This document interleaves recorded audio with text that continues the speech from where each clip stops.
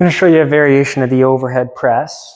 I like this because eventually we'll throw this in a dumbbell complex circuit that I really like. The reason I like the alternating overhead press is because it teaches you a little bit of tempo and also kind of mimics that transition side to side like you might experience in running and create a little bit of rotational force rather being in a very fixed just overhead press position. So there's a little bit of tempo, a little bit of rhythm associated with this. So generally the weight you're going to pick is maybe not going to be your maximum overhead press weight. And you would limit your range a little bit here. You could go internal rotation on it, but just nice and smooth in the racked up position. I'll just do a set of 10 to 12. Okay, we're dancing back and forth. So it's overhead, back and forth. Okay, so this is a nice tempo, but eventually we can be something like this. So it's a manageable weight I can handle.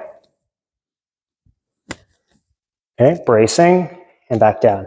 So when I'm going that kind of tempo, I can really feel my midsection getting some work in. Okay, so that'd be like an athletic overhead press version. We can also do some overhead pressing where we're just going single arm. We can challenge the shape as well and go into kind of like half kneeling positions. We also may go into like maybe a step up kind of aggressive position. I'll show you with a box here.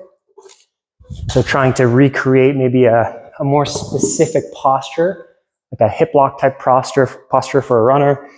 So something like this. And you could go alternating again. So think of the press has its own variations and then the shape that you make has its own variations.